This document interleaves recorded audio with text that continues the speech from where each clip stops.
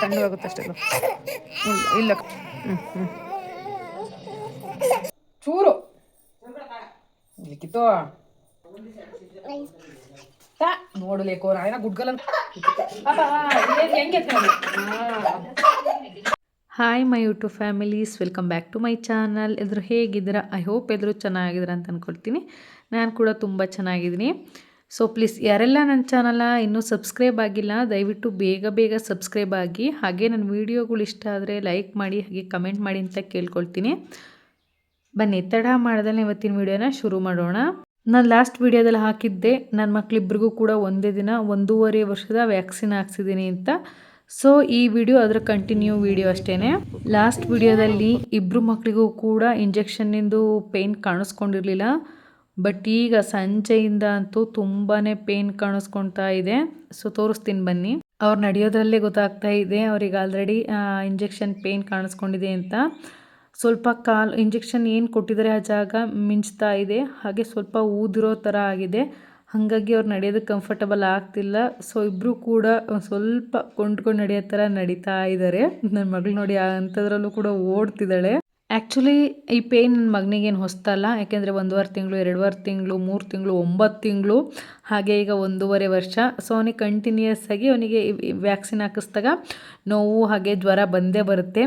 But ನನ್ನ ಮಗಳಿಗೆ ಇದೇ ಫಸ್ಟ್ ಟೈಮ್ ಅವಳಿಗೆ ಕಾಲು ನೋವು ಅಂತ ಕಾಣ್ತಿರೋದು. 1.5 ತಿಂಗಳಲ್ಲಾಗಿರ್ಬೋದು, 2.5 ತಿಂಗಳು, 3 ತಿಂಗಳು, 9 ತಿಂಗಳು, ಯಾವಾಗಲೂ ಕೂಡ ಅಷ್ಟೇ ಅವಳಿಗೆ ಒಂದು ಸಲಿನೂ ಜ್ವರ ಆಗಿ ಅಥವಾ ಕಾಲು ನೋವಾಗಲಿ ಏನೇನೂ ಬಂದಿಲ್ಲ. ಅವಳಿಗೆ ವ್ಯಾಕ್ಸಿನ್ ಹಾಕ್ಸಿದೀವೋ ಇಲ್ವೋ ಅಂತ ಅನಿಸೋದು, ಆ ಥರ ಆ್ಯಕ್ಟಿವ್ ಆಗಿರ್ತಿದ್ಲು. ಬಟ್ ಈ ಸಲಿನೇ ತುಂಬ ಅಂದರೆ ತುಂಬ ಪಾಪ ನೋವು ಬಂದು ಗೋಳಾಡ್ತಿದ್ರು. ಇಬ್ಬರು ಮಕ್ಕಳು ಕೂಡ ಅಷ್ಟೇ. ಸ್ವಲ್ಪ ಹೊತ್ತು ಆಟಾಡೋದಕ್ಕೆ ಅಂತ ನಮ್ಮ ವೇದರ್ ಮನೆಗೆ ಕರ್ಕೊಂಡು ಹೋಗಿದ್ದೆ. ಬಟ್ ಅಲ್ಲಿ ತುಂಬ ನೋವು ಬಂದು ಅಳ್ತಿದ್ದಾರೆ. ಹಾಗಾಗಿ ಈಗ ಮತ್ತೆ ಮನೆಗೆ ವಾಪಸ್ ಕರ್ಕೊಂಡು ಹೋಗ್ತಿದ್ದೀನಿ. ಹೊರಗು ಹೋಗ್ತಿದ್ದೀವಿ, ಮನೆಗೆ ಹೋಗ್ತಿದ್ದೀವಿ. ಈ ರೀತಿಯಾಗಿ ಇಬ್ರಿಗೂ ಕೂಡ ಒಟ್ಟಿಗೆ ನೋವು ಕಾಣಿಸ್ಕೊಳ್ಳುತ್ತೆ ಅನ್ನೋದಾಗಿದ್ದರೆ ನಾನು ಮುಂಚಿನ ಥರನೇ ಒಬ್ರಿಗೆ 1 ವೀಕು ಹಾಗೆ ಇನ್ನೊಬ್ರಿಗೆ ಇನ್ನೊಂದು ವೀಕು ವ್ಯಾಕ್ಸಿನ್ ಹಾಕಿಸ್ತಿದ್ದೆ. ಬಟ್ ಮೊದಲೆಲ್ಲ ನನ್ನ ಮಗಳಿಗೆ ಪೇಯ್ನ್ ಬರ್ತಿರ್ಲಿಲ್ವಲ್ಲ, ಹಾಗಾಗಿ ಈ ಸಲಿನೂ ಕೂಡ ಅದೇ ಥರ ಅವಳು ಆ್ಯಕ್ಟಿವ್ ಆಗಿರ್ತಾಳೆ, ಅವಳಿಗೆ ಯಾವುದೇ ಥರ ಪೇಯ್ನ್ ಬರೋದಿಲ್ಲ ಅಂದ್ಕೊಂಡು ನಾನು ಇಬ್ಬರಿಗೂ ಕೂಡ ಒಟ್ಟಿಗೆ ಮಾಡಿಸ್ದೆ. ಬಟ್ ಏನೋ ಅಂದ್ಕೊಂಡೆ ಇನ್ನೇನೋ ಆಗೋಯ್ತದು.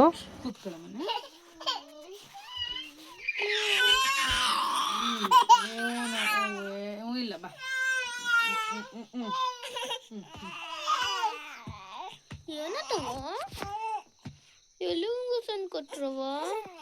ನೋಡಿದ್ರಲ್ಲ, ಇಬ್ಬರು ಮಕ್ಕಳಿಗೂ ಕೂಡ ನೋವು ಕಾಣಿಸ್ಕೊಂಡಿದೆ. ಹಾಗಾಗಿ ಆ ನೋವಿನ ಮಂಪ್ರಲ್ಲಿ ನಿದ್ದೆ ಕೂಡ ಬರ್ತಾ ಇದೆ. ಈಗ ರೀಸೆಂಟಾಗಿ ಯಾವಾಗಲೂ ಕೂಡ ಸಂಜೆ ಟೈಮ್ ಮಲಗಿರಲಿಲ್ಲ.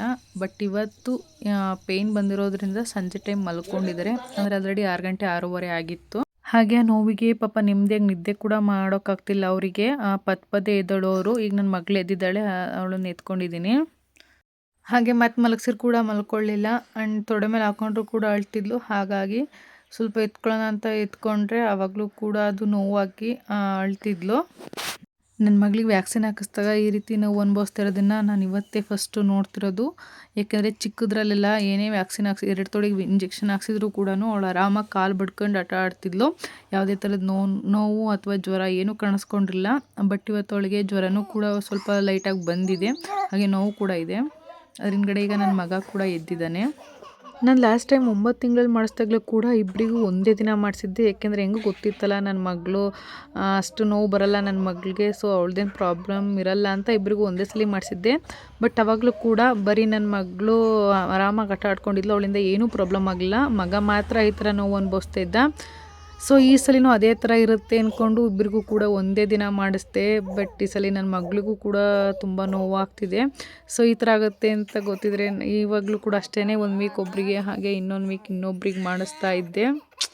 ಬಟ್ ಇಬ್ಬರು ಕೂಡ ಒಂದೇ ದಿನ ನೋವು ಅನುಭವಿಸೋ ಥರ ಆಗಿದೆ. ಈಗ ನನ್ನ ಮಗನಿಗೆ ನೋವು ಸ್ವಲ್ಪ ಕಡಿಮೆ ಆಗಲಿ ಅಂತ ಏನು ಇಂಜೆಕ್ಷನ್ ಮಾಡಿ ಜಾಗ ಸ್ವಲ್ಪ ಊದಿದೆ, ಆ ಜಾಗಕ್ಕೆ ಅಮ್ಮ ಈಗ ತಣ್ಣೀರು ಬಟ್ಟೆನ ಕಟ್ತಾ ಇದ್ದಾರೆ. ನನ್ನ ಮಗಳಿಗಿಂತಲೂ ಜಾಸ್ತಿ ನನ್ನ ಮಗನಿಗೆ ಪೇಯ್ನ್ ಆಗ್ತಾ ಇರೋದು. ಏಕೆಂದರೆ ನೋಡ್ತಿರ್ಬೋದು ಎಷ್ಟು ಕಾಲು ಮಿನಿ ಅಂತ ಮಿಂಚ್ತಾ ಇದೆ. ಸೊ ತುಂಬಾ ಪೇಯ್ನ್ ಆಗ್ತಿದೆ ಅವನಿಗೆ. ಮಲ್ಕೊಳ್ಳೋದಕ್ಕೂ ಆಗ್ತಿಲ್ಲ, ಕೂತ್ಕೊಳ್ಳೋದಕ್ಕೂ ಆಗ್ತಿಲ್ಲ, ಎತ್ಕೊಂಡ್ರೂ ಕೂಡ ಸಮಾಧಾನ ಆಗ್ತಿಲ್ಲ. ಸೊ ತೊಡೆ ಮೇಲೆ ಹಾಕ್ಕೊಂಡು ಮಲ್ಕೊಳ್ಸಿದ್ದೀನಿ. ಆದರೂ ಕೂಡ ಅವನಿಗೆ ನೋವು ತಡ್ಕೊಳ್ಳೋದಕ್ಕಾಗ್ತಿಲ್ಲ. ತುಂಬ ಅಂದರೆ ತುಂಬ ಅಳ್ತಿದ್ದಾನೆ. ನನಗಂತೂ ತುಂಬಾ ಬೇಜಾರಾಗ್ತಿದೆ. ಡೈಲಿ ಎಷ್ಟು ಆ್ಯಕ್ಟಿವ್ ಆಗಿ ಒಂದು ಕ್ಷಣ ಸುಮ್ಮನೆ ಕೂತ್ಕೊಳ್ದಲೆ ಆ ಕಡೆಯಿಂದ ಈ ಕಡೆಗೆ, ಈ ಕಡೆಯಿಂದ ಆ ಕಡೆಗೆ ತುಂಬ ಓಡಾಡೋರು, ತುಂಬ ಆ್ಯಕ್ಟಿವ್ ಇರ್ತಿದ್ರು ಇಬ್ಬರು ಕೂಡ. ಬಟ್ ಇವತ್ತು ಈ ಥರ ನೋವು ಅನುಭವಿಸ್ತಾ ಇರೋದು ನೋಡಿದರೆ ನಮಗೇನೆ ಒಂಥರ ತುಂಬ ಅಂದರೆ ತುಂಬ ನೋವಾಗ್ತಿದೆ. ಎಷ್ಟು ಬೇಗ ಹುಷಾರಾಗ್ತಾರೋ ಅಂತ ಅನ್ನಿಸ್ಬಿಟ್ಟಿದೆ. ಅಂದರೆ ಜಸ್ಟ್ ಒಂದಿನ ಅಷ್ಟೇ, ಆಮೇಲೆ ಸರಿ ಹೋಗ್ತಾರೆ. ನೋಡಬೇಕು ಇವತ್ತು ರಾತ್ರಿ ಎಲ್ಲ ಹೇಗೆ ಸುಮ್ಮನಿರ್ತಾರೋ ಅಥವಾ ಪಾಪ ನೋವಿಗೆ ಮಲ್ಕೊಳ್ತಾರೋ ಅಂತ ನೋಡಬೇಕು. ಈಗ ನೋಡಿ ಹತ್ತು ಸುಸ್ತಾಗಿ ಪಾಪ ಮಲ್ಕೊಂಡ್ಬಿಟ್ಟ. ತಣ್ಣೀರು ಬಟ್ಟೆ ಹಾಕಿದ್ಮೇಲೆ ಒಂದು ಸ್ವಲ್ಪ ಆರಾಮ್ ಅನ್ನಿಸ್ತು ಅನಿಸುತ್ತೆ. ಸೊ ಹಂಗಾಗಿ ಮಲ್ಕೊಂಡ. ಬಟ್ ಜ್ವರ ಕೂಡ ಬಂದಿದ್ದಾವೆ. ಊಟ ಅಂತೂ ಏನೇನೂ ತಿಂದಿಲ್ಲ. ಏನು ಕೊಡೋಕೆ ಹೋದ್ರು ತುಂಬ ಅಳ್ತಿದ್ದ. ಹಾಗಾಗಿ ಮಾಮೂಲಿ ಫೀಡಿಂಗ್ ಮಾಡಿಸಿದ್ದೀನಿ, ಹಾಗೆ ಮಲ್ಕೊಂಡಿದ್ದಾನೆ. ಈಗ ಇಬ್ಬರು ಕೂಡ ಮಲ್ಕೊಂಡಿದ್ದಾರೆ. ಈಗೇನೋ ಮಲ್ಕೊಂಡಿದ್ದಾರೆ, ಬಟ್ ನೆಕ್ಸ್ಟ್ ಟೈಮ್ ಎದ್ದೇಳುವಾಗ ಇಬ್ಬರು ಕೂಡ ಎಲ್ಲೂ ಒಟ್ಟಿಗೆ ಎದ್ದೇಳ್ತಾರೋ ಅನ್ನೋ ಭಯ. ಏಕೆಂದರೆ ಒಂದು ಮಗು ಆಗಿದ್ದರೆ ಹೆಂಗೋ ನಡೆಯುತ್ತೆ, ಆರಾಮಾಗಿ ಫೀಡ್ ಮಾಡಿಸ್ಕೊಂಡು ಮಗುಸ್ಕೋಬೋದು. ಬಟ್ 2 ಮಗು ಆಗಿರೋದ್ರಿಂದ ಎಲ್ಲಿ ಒಟ್ಟೊಟ್ಟಿಗೆ ಎದ್ದೇಳ್ತಾವೋ. ಹಾಗೆ ನನ್ನ ಮಗ ಅಂತೂ ಕಣ್ಣು ಬಿಟ್ಟರೆ ಸಾಕು ಡೈರೆಕ್ಟ್ ಎದ್ದೇ ಕೂತ್ಕೊಂಡು ಅಳ್ತಾನೆ. ಅವ್ನಿಗೆ ಫೀಡ್ ಮಾಡಿಸೋವರೆಗೂ ಮಲ್ಕೊಳ್ಳೋದೇ ಇಲ್ಲ. ಮನ್ಕೊಂಡು ಅಳಲ್ಲ ಅವನು, ಎದ್ದು ಕೂತ್ಕೊಂಡೇ ಅಳೋದು. ಫೀಡ್ ಮಾಡಿಸಿದ್ಮೇಲೆ ಅವ್ನು ಮಲ್ಕೊಳ್ಳೋದು. ಸೊ ಬಟ್ ಅವನಿವತ್ತು ಎದ್ದು ಕೂತ್ಕೊಂಡು ಅಳೋದಕ್ಕೆ ಕಾಲು ತುಂಬಾ ಪೇಯ್ನ್ ಆಗ್ತಿದೆ. ಆದರೂ ಕೂಡ ಅವನು ಬಿಡಲಿಲ್ಲ, ಎದ್ದು ಕೂತ್ಕೊಂಡು ಅಳೋದಕ್ಕೆ ಟ್ರೈ ಮಾಡ್ದ. ಬಟ್ ನಾನು ಪಟ್ಟಂತ ಫೀಡಿಂಗ್ ಮಾಡಿಸಿ ಮಲಗಿಸಿದೆ.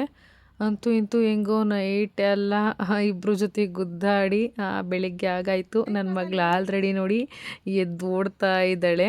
ಅಲ್ಲಿ ಅಮ್ಮ ಅವರೆಕಾಳು ಸುಲಿದಿಟ್ಟಿದ್ರು ನೈಟ್, ಅವನು ತೆಗ್ದು ನನಗೆ ಕೊಡ್ತಾ ಇದ್ದಾಳೆ. ಸ್ವಲ್ಪ ಸಮಾಧಾನ ಆಯಿತು, ಏಕೆಂದರೆ ತುಂಬ ನೋವಿಂದ ಅಳ್ತಿಲ್ಲ, ಆರಾಮಾಗಿ ಸ್ವಲ್ಪ ಆಟ ಆಡ್ಕೊಂಡಿದ್ದಾಳೆ. ಇಷ್ಟಿದ್ರೆ ಸಾಕು, ಏಕೆಂದರೆ ಮಕ್ಳು ಹತ್ತಷ್ಟು ನಮಗೆ ಒಂಥರ ಅಳು ಬಂದಂಗೆ ಆಗ್ತಿರುತ್ತೆ. ಆಟ ಆಡ್ಕೊಂಡಿದ್ರೆ ನಮಗೂ ನೋಡೋದಕ್ಕೂ ಕೂಡ ಖುಷಿ ಆಗ್ತಾ ಇರುತ್ತೆ ಅಲ್ವಾ. ಸೊ ಹಂಗಾಗಿ ಮಗ ಇನ್ನೂ ಎದ್ದಿಲ್ಲ, ಅವ್ನು ಮಲ್ಕೊಂಡಿದ್ದಾನೆ. ಹಾಗೆ ನಾನು ನೈಟೆಲ್ಲ ವೀಡಿಯೋ ಕಂಟಿನ್ಯೂ ಮಾಡೋದಕ್ಕೆ ಆಗಲಿಲ್ಲ, ಯಾಕೆಂದರೆ ಪದೇ ಎದ್ದೊಳೋದು, ನಾನು ಫೀಡಿಂಗ್ ಮಾಡಿಸೋದು. ಸೊ ಹಾಗಾಗಿ ಯಾವುದೇ ಥರದ ನೈಟಿನ ವೀಡಿಯೋ ಶೇರ್ ಮಾಡೋದಕ್ಕಾಗಲಿಲ್ಲ. ಅಂದರೆ ಮಲ್ಕೊಂಡ್ಮೇಲೆ ಈಗ ಡೈರೆಕ್ಟ್ ಬೆಳಗ್ಗೆ ಎದ್ದ ಮೇಲೆ ನಾನು ವೀಡಿಯೋನ ಕಂಟಿನ್ಯೂ ಮಾಡ್ತಾ ಇದ್ದೀನಿ. ನಾನು ನೈಟ್ ಟೈಮ್ ಯಾವಾಗಲೂ ಅಷ್ಟೇ ಪ್ಯಾಂಪರ್ಸ್ ಹಾಕಿ ಮಲಗಿಸೋದಿಲ್ಲ. ಬಟ್ ಪೇಯ್ನ್ ಇರೋದ್ರಿಂದ ಇನ್ನು ರೀಸೀಸ್ ಮಾಡಿಕೊಂಡ್ರು ಸ್ವಲ್ಪ ಇರಿಟೇಷನ್ ಆದಂಗೆ ಆಗುತ್ತೆ ಅಂತ ನೈಟ್ ಟೈಮ್ ನಾನು ಪ್ಯಾಂಪರ್ಸ್ ಹಾಕಿಸಿ ಮಲಗಿಸಿದ್ದೆ ಮಗಳಿಗೆ. ನಮ್ಮ ಅಮ್ಮಗಂತೂ ನನ್ನ ಮಗಳು ಎದ್ಮೇಲೆ ಬರೀ ಅವಳು ನೋಡ್ಕೊಳ್ಳೋದೇ ಆಗುತ್ತೆ, ಯಾವುದೇ ಕೆಲಸ ಕೂಡ ಮಾಡ್ಕೊಳ್ಳೋದಕ್ಕಾಗೋದಿಲ್ಲ.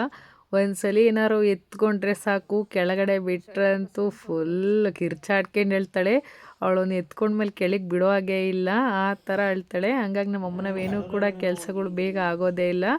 ಈಗಳಿಗೆ ಸ್ವೆಟ್ರು ಹಾಗೆ ಪ್ಯಾಂಟೆಲ್ಲ ಇಕ್ತಿದ್ದಾರೆ, ತುಂಬ ಚಳಿ ಅಲ್ವಾ ಅದಕ್ಕೆ. ಬಟ್ ಅವಳಿಗೆ ಟೋಪ್ ಎಲ್ಲ ಕಟ್ಟಿಸ್ಕೊಳ್ಳೋದು ಅಂದರೆ ಆಗಲ್ಲ, ಕಿತ್ತೆಸಿತಾಳೆ. ಈಗ ನನ್ನ ಮಗನೂ ಕೂಡ ಎದ್ದೇಳ್ತಾ ಇದ್ದಾನೆ, ಎದ್ದಿದ್ದಾನೆ ಆಲ್ರೆಡಿ. ಚೆನ್ನಾಗಿರೋ ಮೂಡಿಂದಲೇ ಎದ್ದಿದ್ದಾನೆ, ಅಳ್ತಿಲ್ಲ. ನೋಡಬೇಕು ಇವತ್ತು ಹಗಲೆಲ್ಲ ಹೇಗಿರ್ತಾನೆ ಅಂತ. ತಂಗಿಲ್ಲವ, ತಂಗಿಲ್ಲ ಎದ್ದು ಹಚ್ಚಿ ಕೂದಲ್ಕಣವ ತಂಗಿ.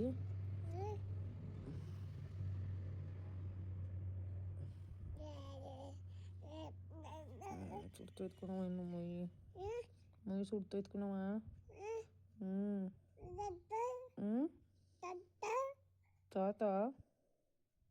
ತಾತ ಮೇವ್ ಥರ ಕೋತು. ಓಯೇ ದೇವ್ರಿ, ಬಾಯಾ ಮೇವ್ ಥರ ಕೋತತ್ತಿದಾಗೆ ಬಾಯಾ. ಅಯ್ಯಯ್ಯಯ್ಯ, ರಾತ್ರಿ ಎಲ್ಲ ಒಳಗೆ ಬೆಳಗ್ಗೆ ಎತ್ಕೊಂಡು ಎನರ್ಜೆಟಿಕ್.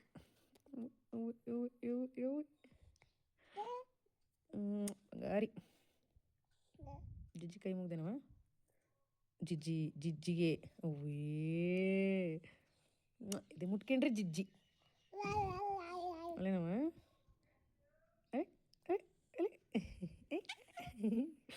ಅದಳವ ತಂಗಿ ಎದ್ಲಲ್ಲ, ಹಂಗೆ ಎದ್ದು ನೋಡಿ ಅಮ್ಮನೆ. ತಂಗಿ ಎದ್ದಲೆ ಗುಡ್ಡು ಗುಡ್ಡು ಗುಡ್ಡು ಅಂತ ಹೇಳಿ. ನೀನು ನಡೆಯವ, ಹಂಗೆ ನೀನು ನಡೆಯವ. ಸೊ ಈಗ ಎದ್ದಿದ್ದೀವಿ, ಇಬ್ಬರು ಮಕ್ಕಳು ಕೂಡ ಎದ್ದಿದ್ದಾರೆ. ಅವಳು ಪರವಾಗಿಲ್ಲ, ಮಾಮೂಲಿ ಡೈಲಿ ಬೆಳಿಗ್ಗೆ ಹೆಂಗೆ ಎದ್ದೇಳ್ತಾಳೆ ಅದೇ ಥರ ಎದ್ದಿದ್ದಾಳೆ, ಅಳ್ತಾ ಇದ್ದಿಲ್ಲ. ನನ್ನ ಮಗುಂಗೆ ಇನ್ನೂ ಸ್ವಲ್ಪ ಜ್ವರ ಕಡಿಮೆ ಆಗಿಲ್ಲ. ಬಟ್ ರಾತ್ರಿಯೆಲ್ಲ ಅಂತೂ ನಾರ್ಮಲಾಗಿ ಡೈಲಿ ಇದೆ ಅಂತಾರೆ. ಹಾಗೆ ಇವಾಗ ನಿನ್ನೆ ರಾತ್ರಿ ಕೂಡ ಎದ್ದಿದ್ದಾರೆ, ಬಟ್ ನೋವು ಜಾಸ್ತಿ ಇತ್ತು ಅಷ್ಟೇ. ಓನಮ್ಮ ಓನಮ್ಮನೆ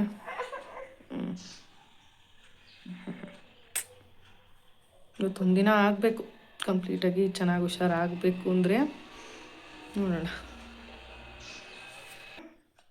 ಓಹೋ ಇನ್ನೂ ಇದಕ್ಕೆ ಕಡಿಮೆ ಇಲ್ಲ. Bye friends. ಓ ಬಾಯ್ ಮಾಡ್ತೀನಿ. ನನ್ನ ಚಿನ್ನು ಬಾಯ್ ಫ್ರೆಂಡ್ಸ್. ಮುದ್ದು.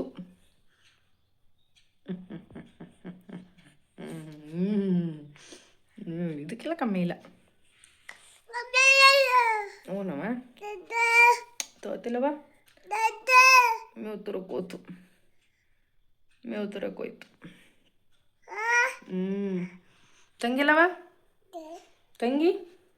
ಅಪ್ಪ ಇರಲಿಲ್ಲ, ಹಾಗಾಗಿ ಅಮ್ಮನೇ ಇಬ್ಬರು ಮಕ್ಕಳನ್ನು ಕೂಡ ಎತ್ಕೊಂಡಿದ್ದಾರೆ. ನಾನು ಫ್ರೆಶ್ ಅಪ್ ಆಗಿ ಬರೋದಕ್ಕೆ ಅಂತ ಹೋಗ್ತಾ ಇದ್ದೀನಿ.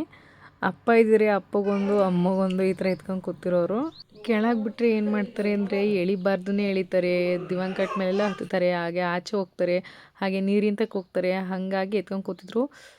ಈಗ ಮಕ್ಕಳು ಪಾಪ ರಾತ್ರಿ ಏನು ಊಟ ಮಾಡಿಲ್ವಲ್ಲ, ಹಾಗಾಗಿ ಅಟ್ಲೀಸ್ಟ್ ಹಾಲ್ನಾರು ಕುಡಿತಾರೇನೋ ಅಂತ ಹಾಲು ಕಾಯ್ದಕ್ಕೆ ಇಟ್ಟಿದ್ದೀನಿ. ಹಾಗೆ ನಾನು ಕಾಫಿ ಸೋಸ್ಕೊಂಡು ಕುಡಿದೆ. ಅದಾದ ನಂತರ ಅಮ್ಮ ತಿಂಡಿಗೆ ಪಲಾವ್ ಮಾಡಬೇಕು ಅಂತಿದ್ರು, ಹಾಗಾಗಿ ಸ್ವಲ್ಪ ತಗರಿ ಕಾಳಿದ್ದು ಅಮ್ಮ ನಾನು ಕೂತ್ಕೊಂಡು ಸುಲಿತಾ ಇದ್ವಿ. ಜೊತೆಗೆ ಮಕ್ಕಳು ಕೂಡ ಸುಲಿತಾ ಇದ್ದಾರೆ.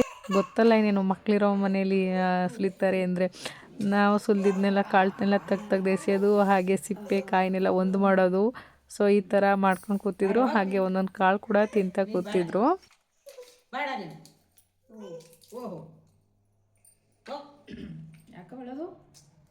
ನೋಡಿ ನನ್ನ ಮಕ್ಕಳು ನೈಟ್ ಪಾಪ ಏನೂ ಊಟ ಮಾಡಿಲ್ಲ ಅಂತ ಹಾಲು ಕಾಯಿಸಿ ಕುಡ್ಸೋಕೆ ಹೋದರೆ ಹಾಲನ್ನೇ ಕುಡಿಯೋಲ್ಲ. ಅದೇನಂತ ಗೊತ್ತಿಲ್ಲ, ಹಸಿನಲ್ಲಾಗಿರ್ಬೋದು ಅಥವಾ ಫಾರ್ಮುಲಾ ಮಿಲ್ಕ್ ಆಗಿರ್ಬೋದು, ಇನ್ನು ಯಾವುದನ್ನು ಕೂಡ ಕುಡಿತಿಲ್ಲ. ನನ್ನ ಮಕ್ಕಳು 5 ತಿಂಗಳಲ್ಲಿದ್ದಾಗ ಫಾರ್ಮುಲಾ ಮಿಲ್ಕನ್ನು ಸ್ಟಾಪ್ ಮಾಡಿದವರು. ಇದುವರೆಗೂ ಕೂಡ ಹಸಿನಲ್ಲಾಗಲಿ ಅಥವಾ ಯಾವುದೇ ಫಾರ್ಮುಲಾ ಮಿಲ್ಕ್ ಆಗಲಿ ಏನೂ ಕುಡಿತೇ ಇಲ್ಲ. ಹೆಂಗೆ ರೂಢಿ ಮಾಡ್ಬೇಕಂತಲೇ ಗೊತ್ತಾಗ್ತಿಲ್ಲ. ನಾವು ಮಕ್ಕಳಿಗೆ 1 ವರ್ಷ ಆದಮೇಲೆ ಹಾಲು ಕುಡಿಸೋದಕ್ಕೆ ತುಂಬಾ ಪ್ರಯತ್ನ ಪಡ್ತಿದ್ದೀವಿ. ಡ್ರೈ ಫ್ರೂಟ್ಸ್ ಪೌಡರ್ ಆಗಿರ್ಬೋದು ಅಥವಾ ಸ್ವಲ್ಪ ಬೆಲ್ಲ ಹಾಕಿ ಏನು ಕೊಟ್ಟು ರೂಢಿ ಮಾಡಿರೋ ಅವ್ರು ಹಾಲು ಕುಡಿತಿಲ್ಲ. ಕೆಲವೊಂದು ಸಲ ಕಾಲ ಮೇಲೆ ಹಾಕ್ಕೊಂಡು ಹತ್ರೂ ಪರವಾಗಿಲ್ಲ ಅಂತ ತುಂಬ ಸಲ ಕುಡಿಸಿದ್ದೀವಿ, ಆದರೂ ಅವರು ಕುಡಿತಿಲ್ಲ. ನನ್ನ ಮಗಳು ಈಗೀಗ ಸ್ವಲ್ಪ ಒಂದೊಂದು ಸ್ಪೂನ್ 2 ಸ್ಪೂನ್ ಈ ಥರ ಕುಡಿತಾಳೆ. ಬಟ್ ನನ್ನ ಮಗನಿಗಂತೂ ಹಾಲು ಕುಡಿಸೋದಕ್ಕೇ ಆಗ್ತಿಲ್ಲ. ಏನು ಮಾಡೋದಂತಲೇ ಗೊತ್ತಿಲ್ಲ. ನೋಡು ತಂಗಿ ಒಂದು ಕುಕ್ಕಿಸ್ಕೊಂತ ಕುಡಿಯವ ಕಾಲ್ತೀನಿ ಮತ್ತೆ ಕುಡಿಯವೋ ಕುಡಿ.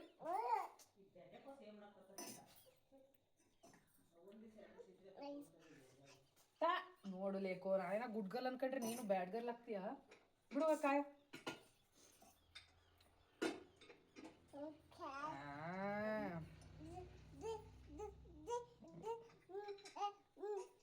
ಅಪ್ಪ ಇವ್ರು ಹಾಲು ಕುಡಿಸಿದ್ರೆ ಒಂದು ದೊಡ್ಡ ಟಾಸ್ಕ್. ಇದು ಕುಡಿ ಕುಡಿಯವ ಕುಡಿಯೇ ಲೇಕೋ. ಓ ನೋಡಿ ನಿನ್ನೆ ಸಂಜೆನು ಕಾಲು ನೋವಾಗಿ ಪೇನ್ ಬಂದು ಯಾವ ಥರ ಅಳ್ತಿದ್ರು ಅಂತ ಈಗ ಆಲ್ರೆಡಿ ಹೆಂಗೆ ಸರ್ಕಸ್ ಮಾಡ್ತಿದ್ದಾರೆ ಅಂತ. ಕಿಟಕಿ ಮೇಲೆ ಹತ್ತಿ ಎಲ್ಲಿವರೆಗೂ ಹತ್ತಿ ನಿಂತಿದ್ದಾಳೆ ಅಂತ. ಇವ್ರು ಇದೇ ರೂಮಲ್ಲಿ ಬಿಟ್ಕೊಂಡ್ರೆ ಸಾಕು, ಈ ಥರ ಕಿಟಕಿ ಹತ್ತೋದು ಕಿಟಕಿ ಇಳಿಯೋದು ಬರೀ ಇದೇ ಆಗುತ್ತೆ. ಹಾಗೆ ಅಲ್ಲಿ ಹೋಗೋ ವೆಹಿಕಲ್ಸ್ಗಳಿಗೆಲ್ಲ ಬಾಯ್ ಮಾಡೋದು, ಹಾಗೆ ಕಾರ್ ಏನಾರು ಹೋದರೆ ನಂದು ಅಂತ ತೋರಿಸೋದು. ಪ್ರತಿದಿನ ಇದೇ ಆಗುತ್ತೆ. ಈಗೀಗಂತೂ ರೂಮಲ್ಲಿ ಬಿಟ್ಕೊಳೋದು ಕೂಡ ತುಂಬ ಕಷ್ಟ, ಯಾಕೆಂದರೆ ಈ ಥರ ಕಿಟಕಿ ಮೇಲೆ ಹತ್ತೋದು ಇಳಿಯೋದು ಎಲ್ಲ ಮಾಡ್ತಾರಲ್ಲ. ಹಾಗಾಗಿ ಹೆಂಗೋ ಸದ್ಯ ಸ್ವಲ್ಪ ಹುಷಾರಾದ್ರಲ್ಲ ಅದೇ ಸಮಾಧಾನ.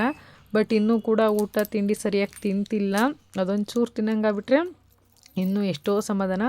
ಪಲಾವ್ ಏನೇ ಮಾಡಿ ತಿನ್ಸೋಕೆ ಹೋದ್ರೂ ಕೂಡ ನೋಡಿ ಈ ಥರ ಅಳ್ತಿದ್ದಾರೆ. ಅಂದರೆ ಇನ್ನೂ ಪಾಪ ಅವ್ರಿಗೆ ಜ್ವರದ ಬಾಯಿಗೆ ಹೋಗ್ತಿಲ್ಲ ಊಟ. ಹಾಗೆ ಇವತ್ತು ಸ್ನಾನ ಏನೂ ಮಾಡಿಸೋದಕ್ಕೆ ಹೋಗೋದಿಲ್ಲ. ಹಾಗೆ ಬಟ್ಟೆಲಿ ಒರೆಸಿ ಇಡೀ ಮೈನೆಲ್ಲವ ಬಟ್ಟೆ ಇಕ್ಕಿ ರೆಡಿ ಮಾಡ್ತೀನಿ ಅಷ್ಟೇ, ಯಾಕೆಂದರೆ ಜ್ವರ ಬಂದಿದ್ದಾವಲ್ಲ, ಹಾಗಾಗಿ ಇಬ್ಬರಿಗೂ ಕೂಡ ಸ್ನಾನ ಮಾಡಿಸೋದಕ್ಕೆ ಹೋಗಿದ್ದಿಲ್ಲ. ಹಾಗೆ ನಿನ್ನೆ ಸ್ವಲ್ಪ ಕೆಲಸ ಇರೋದ್ರಿಂದ ಯಜಮಾನರು ಬರೋದಕ್ಕೆ ಆಗಿರಲಿಲ್ಲ, ಹಾಗಾಗಿ ಇವತ್ತು ಬಂದಿದ್ದಾರೆ. ನೈಟೆಲ್ಲ ಪಾಪ ಫೋನ್ ಮಾಡಿ ಕೇಳ್ತಿದ್ರು ಹೇಗಿದ್ದಾರೆ ಮಕ್ಕಳು, ನೋವು ಬಂದಿದೆಯಾ ಜ್ವರ ಬಂದಿದೆಯಾ ಅಂತ. ಸೊ ಹಂಗಾಗಿ ಇವತ್ತು ನೋಡ್ಕೊಂಡು ಹೋಗೋದಕ್ಕೆ ಅಂತ ಬಂದಿದ್ದಾರೆ. ಎಲ್ಲಿಗೆ ಹಚ್ಕೊಂಡವ ಲೇಕೋ ನಂಗೂ ತಿನ್ಸು ಅಂತ ಬೇಡವಾ ಅಲ್ಲೋಗು ಅಲ್ಲೋಗು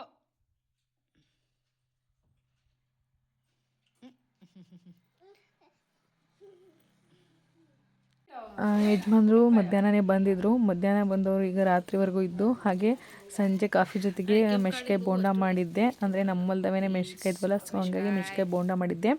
ಈಗ ಅಮ್ಮ ಹಾಗೆ ಕೊಟ್ಕೊಳ್ಸೋಕ್ಕೆ ಅಂತ ಸ್ವಲ್ಪ ಬೋಂಡ, ಸ್ವಲ್ಪ ಅವರೆಕಾಯಿ, ಬೀನ್ಸು, ಮೆಣಸಿನ್ಕಾಯಿ ಎಲ್ಲದನ್ನು ಕೂಡ ಕೊಟ್ಟು ಕಳಿಸ್ತಾ ಇದ್ದಾರೆ ಅಲ್ಲಿ ಅತ್ತೆಗೆ.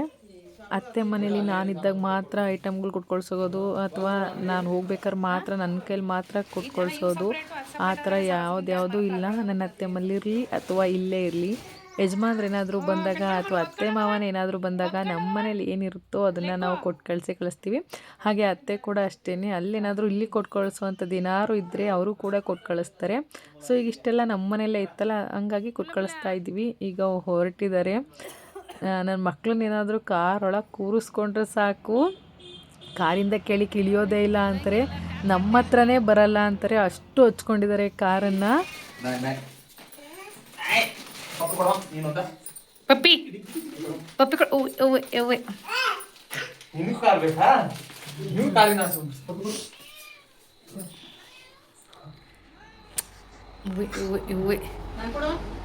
ಟೈಮ್ ಆಗಿದೆ, ನೈಟ್ ಕತ್ಲೆ ಆಗಿದೆ, ಉಳ್ಕೊಳ್ಳಿ ಅಂದರೂ ಕೂಡ ಇಲ್ಲ, ಕೆಲಸ ಇದೆ ಅಂತ ಹೊರಟಿದ್ದಾರೆ.